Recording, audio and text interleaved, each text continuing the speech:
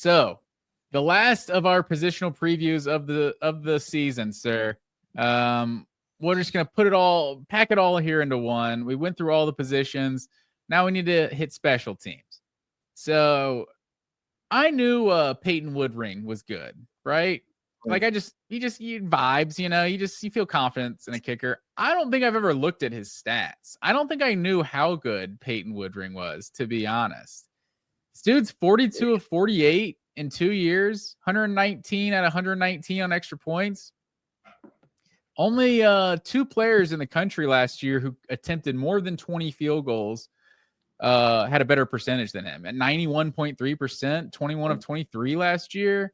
This guy's hot rod 2.0, what a Billy Bennett 3.0, whatever you want to call him. He's up there with Georgia's best kickers. Early Blair Walsh before he kind of, I don't know what happened his junior senior year.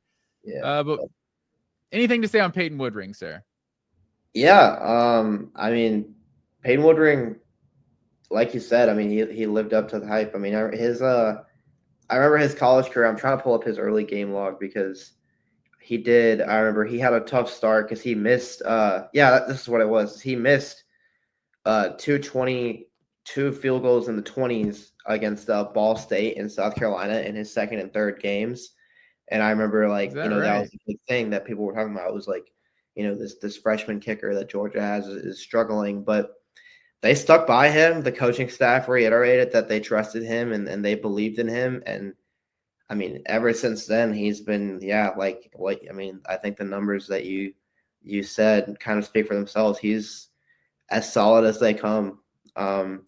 He hasn't had to make any, unless I'm forgetting something, I don't think he's had to make many super, super high leverage, last second field goals or whatever. But there's no doubt in my mind that he's capable of making those because he's been super reliable for them for a while. And, I think having a reliable kicker is something football fans just kind of take for granted, you never hear, unless you have a Justin Tucker, who everyone knows is just an insanely good player. You never hear fan bases praising their kicker constantly. It's really just when he misses, you hear, oh, this guy sucks, but it's a thankless job sometimes. So shout out to Peyton Wood. It took Tucker a decade of being the greatest kicker ever for people to start to hype him up. Remember, wait, the Ravens kicker is really good. This guy literally never misses. Yeah, I think you're right because I remember him missing one against Alabama. I think in the SEC championship, but I think we remember every missed field goal against Alabama. It's just we know it's gonna be important at the end of the game. But yeah, he's just been super consistent. And I think that's one thing that's very different about Kirby Smart's tenure than Nick Saban's is, man, we have a good kicker basically every year Kirby Smart's been here. So I think that's definitely an underrated thing for sure. And then Brett Thorson, he was 7th in the country in average a year ago, coming off the torn ACL. I'm hoping he's ready by the start of the season. Drew Miller was number 1 punter in the country coming out of high school. I guess he was a freshman last year, did play against Notre Dame. But the biggest thing with Thorson last year was I just saw way too much of Brett Thorson. He had 36 punts in 2022, 32 in 2023, and then he had 42 last year. And I don't want to see Brett Thorson on the field that much. With all due respect to Brett Thorson, I want him, chilling on the sideline while he watches the quarterback throw touchdowns. Yeah, I don't really know. I don't know if he's expected to be back when the season starts because he tore his ACL in December. Yeah. So he'll probably miss. I mean, he missed obviously he missed the spring. He's probably missing most of the summer. So I wouldn't be surprised if Drew Miller starts the year off. And I mean, if Drew Miller starts the first 3 or 4 games and does a good job, are they just going to stick with Drew Miller? I feel like that's a reasonable thing to ask, But also, I know they really like Brett Thorson. Brett Thorson is a well-liked guy in that locker room and just by everybody from what I've heard. So it would be kind of cruel to have him just lose his job to an injury like that. But I don't know. I guess I'd expect probably a first first few games of being Drew Miller and then eventually switching over to Thorson, but I don't know. Yeah, I could see it. I mean, you've seen guys come back from an ACL after like 6 months or so. So, I mean, this would be almost like 9 months, maybe almost 10 months or so, 9 months. So, I guess there's a chance, but yeah, I mean, that's guys that, I mean, he's literally his only job is to kick. So, I don't know that coming out to that kind of position after 9 months might be a little bit different than a wide receiver, who obviously an ACL is very important for a wide receiver as well. But I don't know. It feels a little different for a guy who's only kicking. Yeah, I don't know. Like you'd have to ask like a sports doctor about like the impact of an ACL on a punter, because I don't think it was his kicking leg. I think he tore it in the other leg. Okay. But I could be wrong about that. But I don't, if I remember correctly, I think it was his non-kicking leg that he tore it in. But yeah, I mean, Drew Miller filled in admirably for Brett Thorson in the Sugar Bowl. I don't think there'd be any major issues if he had to take over for a while, but yeah, it is an unusual situation to be in, to have your punter be coming off an ACL tear for sure. Yeah, and Drew Miller played well, even though they decided to start the game by roughing him. Was it 3 times in a row? Yeah, they did. Like, They did. Like that was his first game action. Was like that. That was such garbage. Like, yeah, so like I feel like there was a like in soccer, like sometimes you get a yellow card for one bad tackle, but sometimes it's like, okay, you've had like 3 or 4. We're giving the a cumulative yellow card here. I was shocked they just kept calling running into after they were just drilling this guy. But yeah, that was crazy. That was, I mean, yeah. like props to Drew Miller for like handling that well. I mean, in his first game, because he could have easily gotten flustered by that, and that could have caused him to, drop a snap or rush a punt or something later. But he didn't do that. So I think that kind of tells you that like that guy can fill in if you need him to, because that was crazy that was happening, man. Yeah, I almost wondered if it was intentional. Like they know I they have a backup punter. It happened. Try to come after him. Was it 2 times in a row the same guy did it? Like I wondered. I did think about that. I was like, do they know this is a new punter and they're trying to rattle him? Because honestly, I mean, I wouldn't even be like, I couldn't even be mad if that was true. That's and I like wonder, not even a bad strategy. Like honestly, like, and I wonder if Texas was thinking the same thing, because I don't know if you remember, that's when the first punt return, the first punt opportunity after Thorson got hurt was when they called the fake punt. And so that would have been Drew Miller's first actual punt. So I wonder if Texas is like, oh, they got a backup in here. We need to come after this. Yeah. And then a little Drew Bobo shovel pass. Yeah. Which Kirby with the fake punt, no one was expecting that at all. Fake Finally punt, getting over that 2018 fake punt. Yeah, well, I was gonna say fake punts in the SEC championship don't usually bode well for Kirby.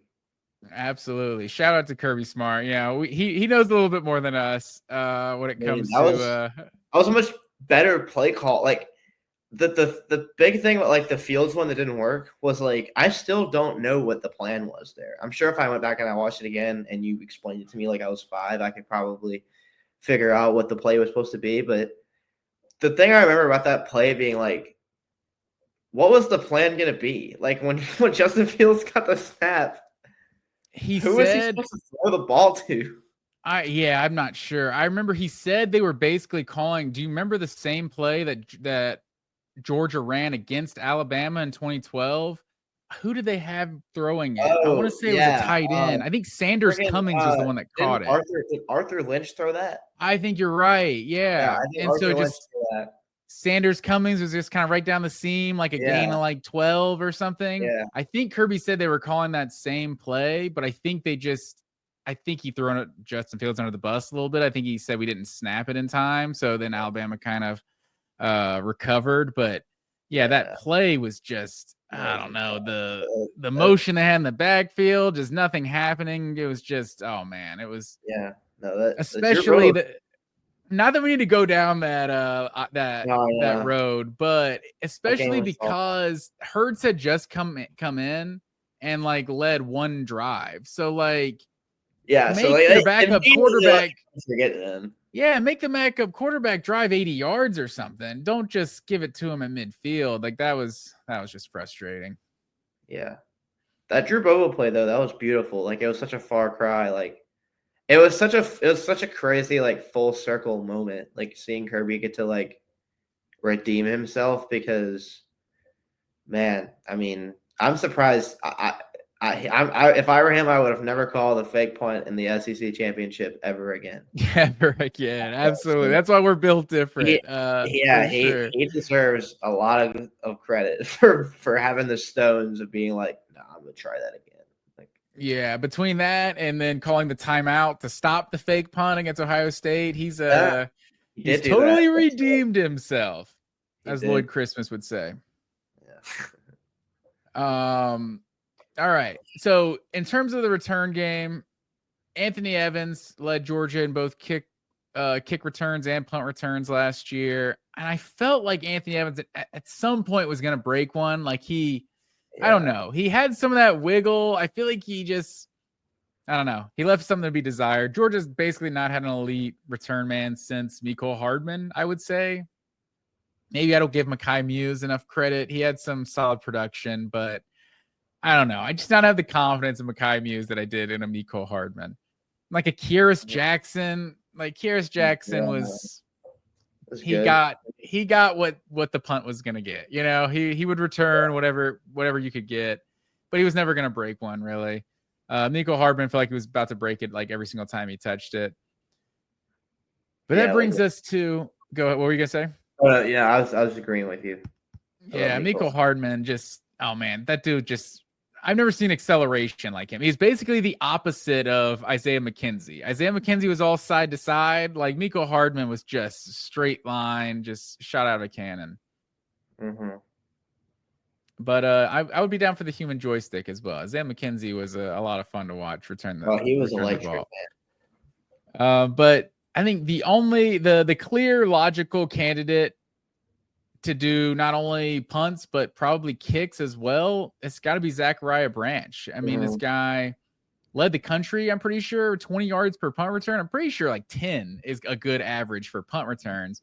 And this dude averaged 20 yards a return as a true freshman, 18 per kick return, took a punt and a kick to the house that year. I think he's got to be the logical guy to return punts and kicks this year. Yeah, definitely.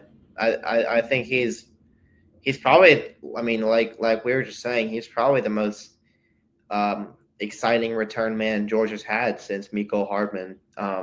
Just because, yeah, I agree. Like Mekhi Muse, I mean, good player, cool story as well as a walk-on, but just didn't have the same crazy burst that I'd say Hardman and like Isaiah McKenzie did. So, yeah, I mean, Zachariah Branch had what was like a 15, 20-yard return in the G-Day game, if I remember correctly, too.